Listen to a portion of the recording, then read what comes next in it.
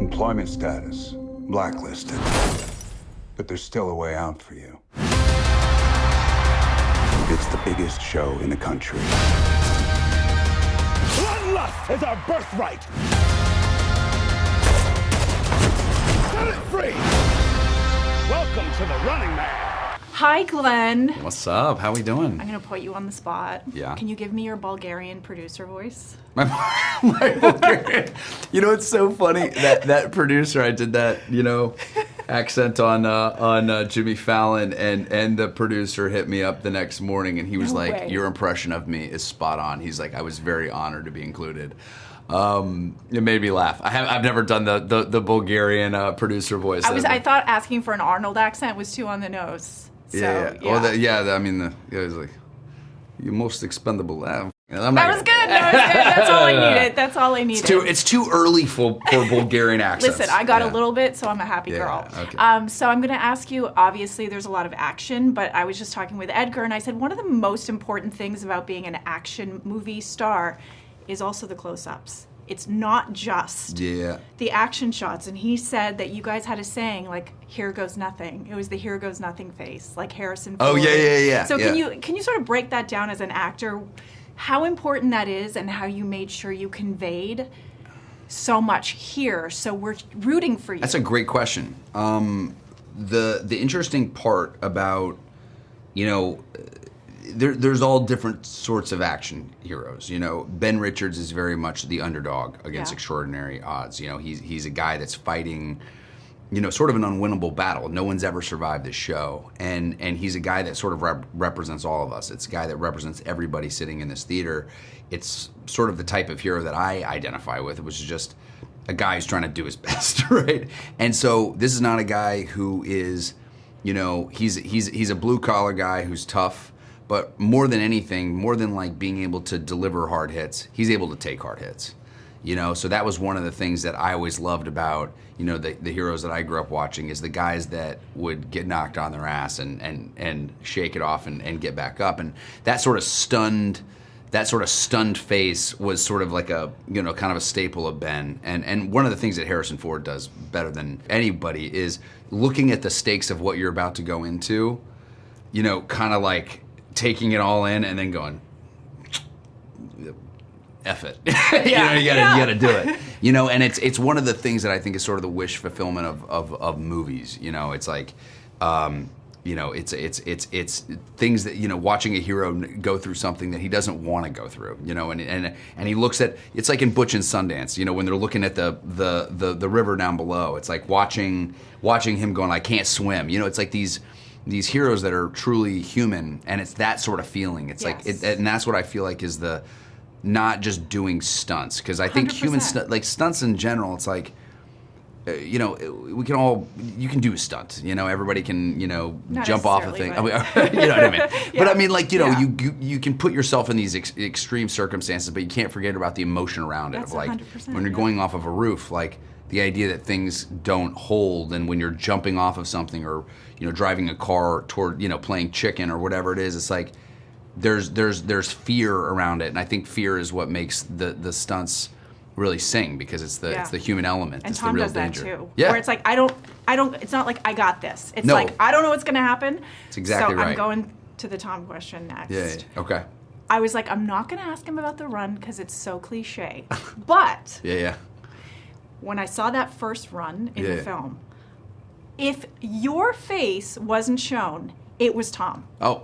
It was Tom. I'm And I've honored. seen other people say they got tips from Tom about how to Yeah. do the run. But tell me, when you watched that, were you not like, kind of nailed it? Well, I mean, when you're doing a movie called The Running Man, you gotta look there's cool, a lot of right? anxiety about the run. You know what I mean? And that's the thing about it is, and honestly, it's not something you're very aware of until you start watching movies that most people on camera don't know how to run. It's a really hard thing to do. Like, everybody thinks they can run on camera. Then, Tom told me, he's like, film yourself running, just see what it looks like. You're like, wow, this looks so lame, and same with movie kisses. It's a hard thing, That's a weird rom-com stunt. The lips have to protrude more or something. I don't know. We I haven't digress. analyzed. I don't need to overanalyze the on-screen kiss. But the reality is that the run is a very interesting thing, and so you just have to study.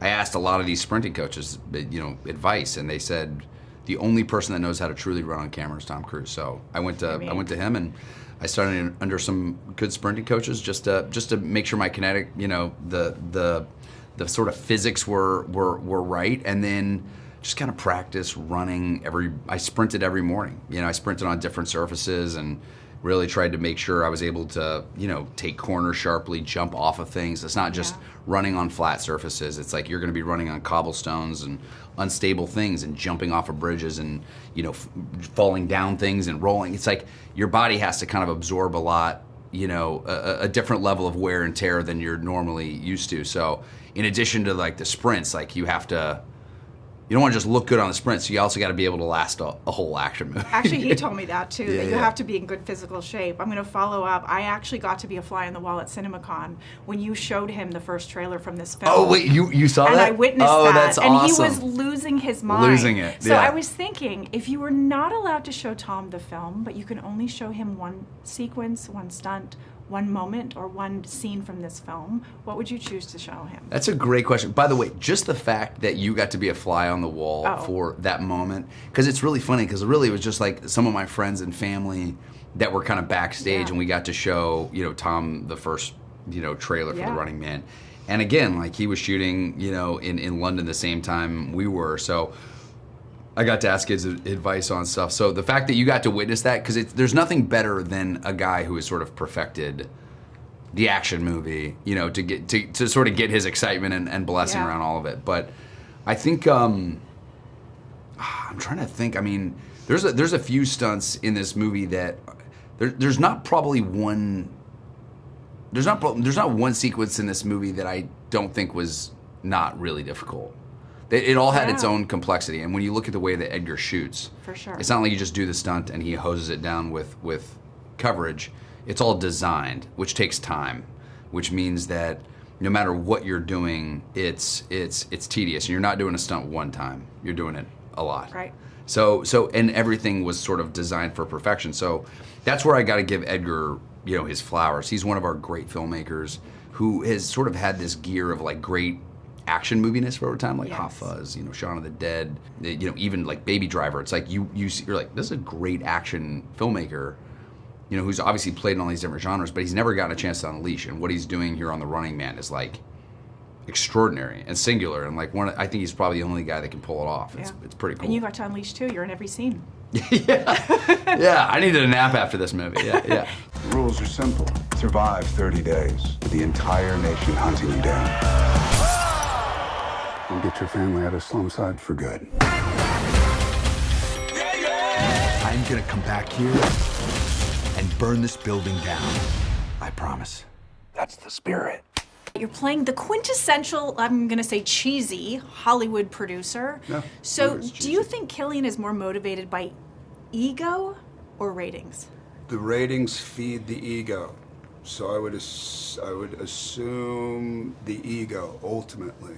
Yeah. Because he is the reason in his mind that the ratings are as good as they are.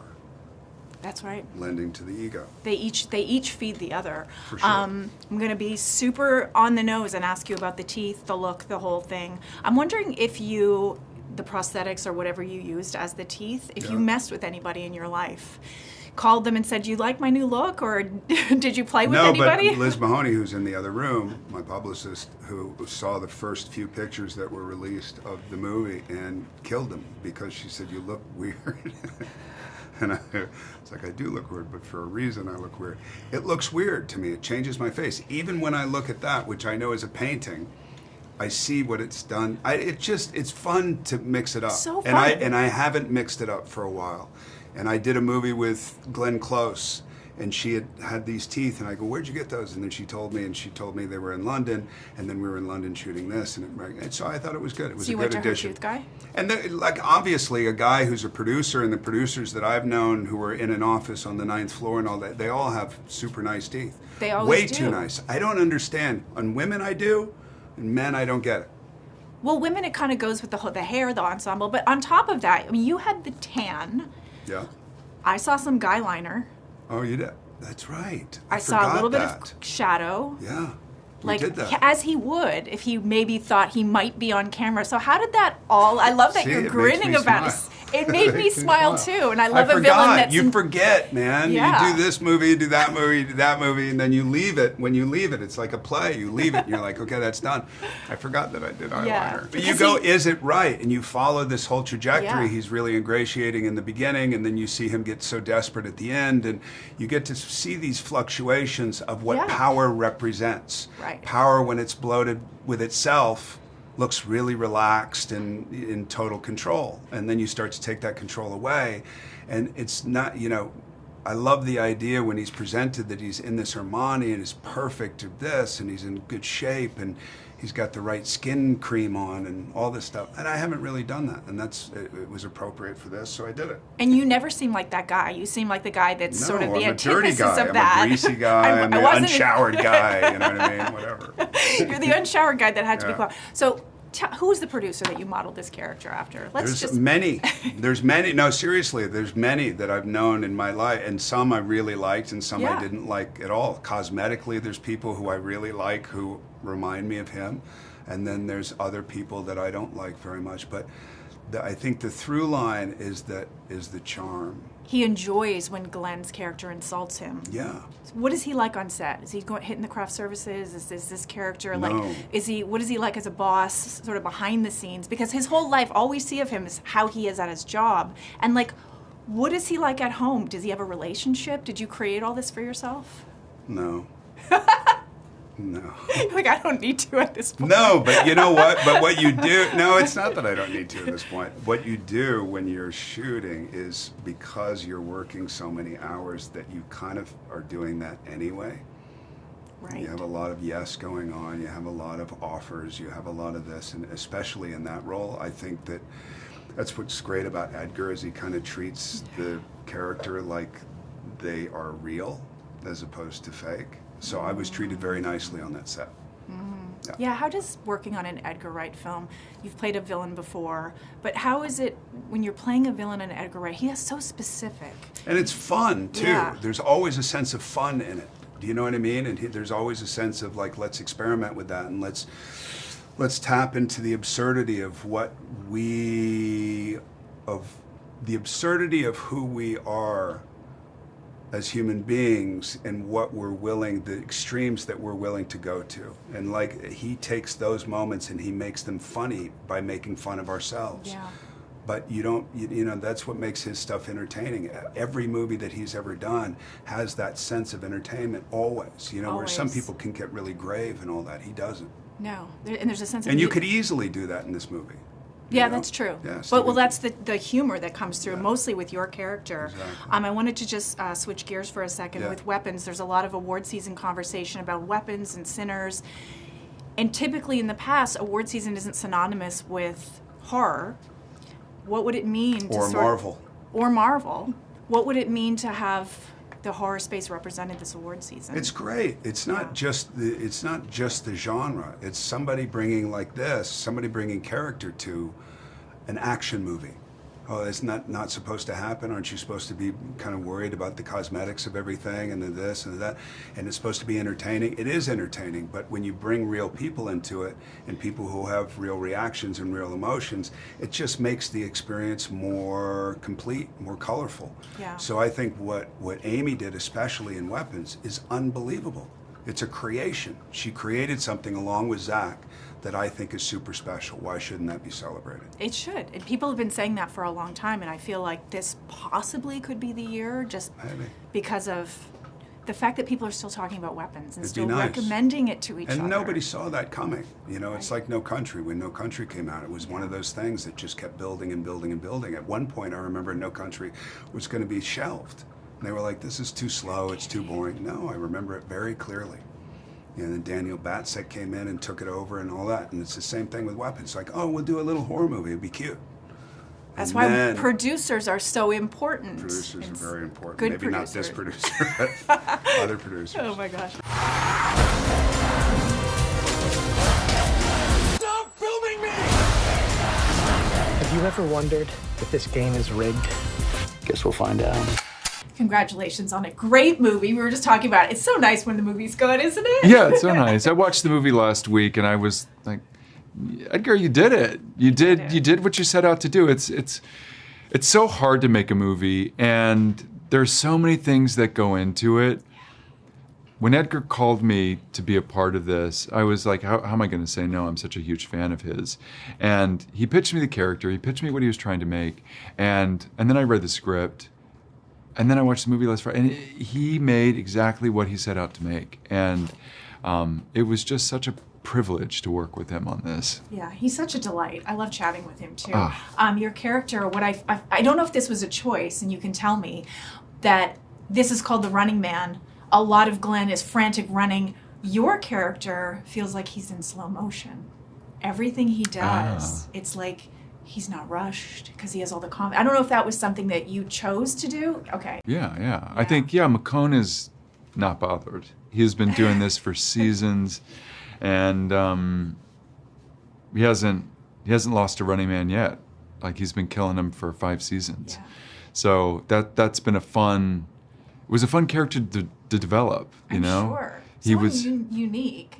Yeah. In that you get to wear a mask, but have to speak in so many other ways. It's almost like a mime or something. So for you, is it liberating? Well, it's fun. Not having this aspect of it. And so how did you sort of shape your performance using your body language, voice, cadence, breathing? I mean, that's when Edgar suggested that he wasn't going to have whether he was going to have a mask on. I was like, all right, cool. That'll be fun to work with, you know? Because you have to make choices that are influenced by that. There's a choice. The reason the character is wearing the mask, and I love the idea that he's just unbothered by all this. He's not afraid. He's gonna kill these people in spectacular ways, and he's not. You know, it's all just cake to him. Easy, fun. He should be a 2025 meme, just so unbothered. He's unbothered character. Unbothered. He's just going to be, he's also, in the kind of mythology of the show, they make bad guys out of people like Ben Richards. And they turn someone like McCone into the good guy. He's going to hunt these lazy, bad guys down and kill them on TV so everyone feels better about themselves. Yeah. And so that's fun too. I feel like McCone's working around the clock, but did you give thought to what is he like before they call action? Is he at craft services? What's his home life like? What is he? That's why McCone is wearing the mask, really. I mean, he wants to enjoy his Sunday. He wants to walk his dog and not be bothered. He wants to get brunch with his friends. He wants to go to the mall, pick out gifts for people.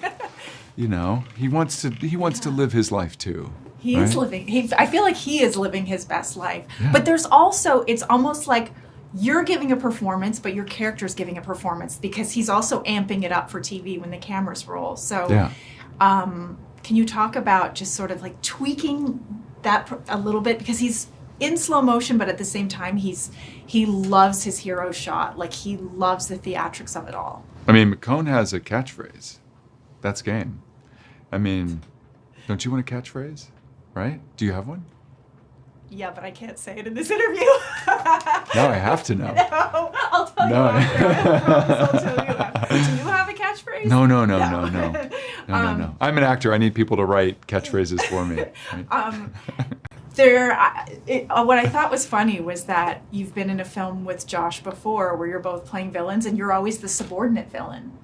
I know. I'm always Thanos and Ronan, and now this. What gives with you and Josh? I'm always turn the tables, running nasty errands for Josh Brolin. And the other thing is we never are on set at the same time. That's right. Never once have we been on the same set at the same time. So how crazy is that? Yeah. So you just see each other on days like this. Exactly. Yeah. Yeah. No, he's incredible, and what an actor, right?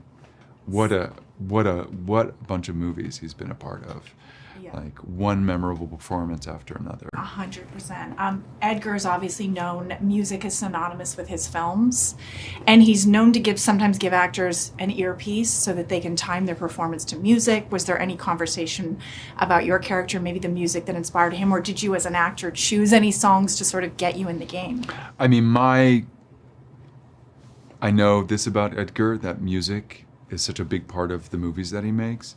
So my question, even when we were filming, is, what's your music going to be? Like, what are you going to do with this? When I saw the movie last week, I was like, wow, fun, you know, great tune, great. I mean, the music, the needle drops throughout the film are just pitch perfect. What do you feel is, speaking of Edgar, what do you feel playing a villain, you're in your villain era, so to speak, what makes playing a villain in his set unique? He's funny.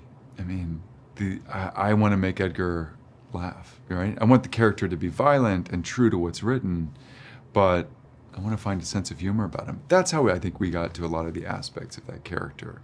He's just so cool and unbothered, you know? Yeah.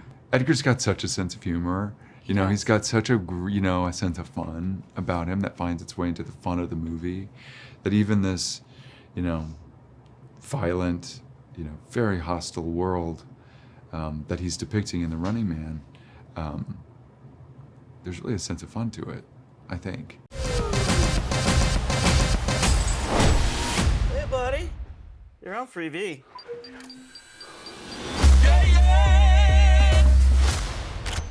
You better run! It's so great to see you again. Congratulations on an incredible, heart-pounding film, a film that people have to see in a theater. Oh, thank you. Well, when I last saw you, I hadn't even started editing. And that was like less than, 6 months ago? It's crazy. Please tell me that Fandango influenced the edit in some way, shape, or form. I'll give Fandango all the credit for the movie. I'll give you all the credit because it is incredible. Thank you. And what's most incredible about it is that I counted a few homages. I love that you're a director that you will fully credit inspirations that you've had or references, and that you don't necessarily watch. If you're doing an action movie, you might not necessarily watch an action movie for inspo. Am I correct? There was Home Alone in there. Well, I mean, sort of. I mean, I'd say like what? I mean, yes. Although other trap films, kind of like, I think it was a combination of a number of things. Give me the list of what. Well, I remember ones that me and Michael McCone talked about, because I actually really love films with booby-trapped houses. And so these are wildly ranging movies, because two of these things are not like the other. Like, there wouldn't be any other movie that would use Home Alone and Straw Dogs in the same sentence. But I love that. But there's that. Only in an Edgar Wright The other movie. one is the People Under the Stairs, the Wes Craven film, which has a classic booby-trapped house. So I think in that sequence, that Wes Craven film, R.I.P., was not far from my mind as well. Did you ever see Rollerball? Yeah, of course. Was that anywhere in there? Because I felt there was almost like, even though it was a game show, there was that frightening aspect to it, and it was like, well, you know what? Sound or something that was scary about it. I think I had watched Rollerball, the Norman Jewison one, when I was very young, and I watched it again before I started filming, and obviously a lot of stuff about the sort of politics of sports was lost on me as a kid. I think when I watched Rollerball again as an adult, I understood the movie. So yeah, I did watch that again, and I mean, it was very sort of like that film. I mean, I don't think there's any specific references to it in this, but I do like that movie. Yeah. Like, run down the list of any other inspos or references or reality shows, game shows. Well, I mean, I think the thing that was fun about it was actually, I think the fun thing was about like riffing on reality TV. Like, when we were designing the set, it was like, well, it's sort of like a cross between American Idol and UFC. Like, it's 100% that. It's got like sort of the amphitheater like seats. So it's kind of like they're in the octagon, but like it's sort of, the set kind of looks like X Factor or American Idol. Well, that's one thing that I did love, is that it felt like a show that we've seen. Yes. But it had elements that we've never seen in a show before that almost could be set in the future. And that's just a testament to the set design, to the complexity of the game, to all the sort of AI elements that you added into it. So can you talk about creating that game and making it unique? Making it something like, oh yeah, we've seen this, but not seen Well, it before. the thing is, you know, like Stephen King wrote the book in 1982, but like... Unreal. And published in 1982, but written in 1972, which is even wilder. Obviously, I think we know a lot about reality TV and game shows, and I think the thing that was very clear in writing an adaptation or working on an adaptation with Michael McCone, was about that we've had, you know, decades now of reality TV, and especially in the last 25 years, a certain type of reality show and game shows. And I think the thing is that like there's obviously like shows that are like more sort of like dangerous and deadly, but then also there's the same sort of mercenary, ruthless competition in singing shows, you know? So I think it's just like all of that being in the ether and aware that like how, you know, kind of the narratives of those shows are manipulated, or how, you know, members of the public get the villain edit or are suddenly made to be the pantomime sort of villain. All of that stuff that was in his book had sort of come true. So it was how to kind of like then take the source material and make it even more contemporary with everything that we've learned to be true in the last like 25 years, you know? Yeah, I know this is an adaptation that you've thought about for a long time. And the last time we spoke, you were telling me about how you had to sell Glen to Stephen King. Have you shown him the film? Oh yeah. And what was his by the way, it reaction? was an easy sell once Yeah, he'd seen. of I course. told him, I think he sort of had seen him in some things, but I said, watch Hitman. And I got him a link. I think it wasn't out yet, and I sort of got him a link to see it, like from, you know, from the makers of that movie. And he was like, "Oh yeah, wow, he'd be great." I mean, yes, he has seen the movie. I mean, he read the script like before we started shooting. I had been emailing with him over a number of years, but I hadn't spoken to him on the phone until after he'd seen the movie, and I was obviously very nervous about what he'd think. And I got this email, and before I'd read the rest of the email, the subject heading in caps was "Wow." Like, so I'm thinking, okay, I feel this is going to be good. And he said one thing, as well as like very effusive praise, but he said something which is probably the best review that you could get from the original author. Is he said, "It's faithful enough to keep the fans happy, but different enough to keep me excited." Wow. And that was like meant a lot to me. And I've since now met him, which is even better. Wow. When I did New York Comic Con, I felt like I really want to meet you before the film comes out. So I flew to Maine with my girlfriend and like hung out with Steven and had dinner with him, and it was just the best. I can imagine. I would love to have been a fly on the wall to have heard that conversation. I feel like watching Glen. Lots of gossip. Oh, really? You gossip? No. Gossip with him about watch any reality TV lately? No. Glen, I feel like, is a very unique actor in that he feels like a throwback. I know the original film came out in the 80s, Schwarzenegger, obviously, but he feels like that kind of quintessential movie star. So as you were, you feel like Glen would have done well in the 50s? Yeah, he would have been like a Western star. Absolutely. Yeah. So what was it? As you were directing him and as the film was being shot, what is it about him, do you think, that makes him unique in a 2025 landscape? I think because he's relatable. I think what's really why Glen was the perfect person to play this is because, you know, he is a movie star and, you know, he's a handsome fella, but he also is like an everyman. You feel like you know this guy. And that was really key to our version of the movie, is that he is a guy that's walked in off the street. You know, he's in a desperate situation. He wants to kind of like help his daughter, and they can't afford the medicine she needs. And he goes to the network building, not to go on the Running Man. He wants to risk injury, not death. Yes. But he's a guy off the street. And so it is something like, he's not a superhero. He's not like a trained sort of killer. Mm-hmm. He is like an out-of-work dad. And that was really key to it. And so I think sort of what's great about Glen is he has that relatability. And we talked about films, weirdly when we talked about films from the 80s, there's like two that we talked about in terms of the performance. One is like Harrison Ford in Raiders of the Lost Ark, because what's amazing about that character, that performance, especially in the first one, is that he's obviously an adventurer, there's an element of daring do, but he's fallible. He makes mistakes. He's kind of winging it half the time. Yeah. He gets punched in the face and like drops like a sack of potatoes. He's not perfect, you know. And a similar thing, again, the first one is the first Die Hard. Bruce Willis in the first one, even though he's a cop, he's frequently out of his depth. And he's on his heels the entire time. And there's something really exciting about watching both of those movies, because you feel like your hero is like in over his head, and how the hell is he going to get through this? And that was really what we wanted to pull off in this. It's like, how is Ben Richards, this outwork dad, going to survive this film? It's funny, I'd never thought of this until I said it to, like, Glenn. I said about something about Harrison Ford, and Glenn said, he goes, oh yeah, Harrison Ford, he goes, I call it the here goes nothing face. And I was like, I never thought of that. Because there's that thing where, like, Harrison Ford has that thing where he's like, well, this may not work, you know, the here goes nothing.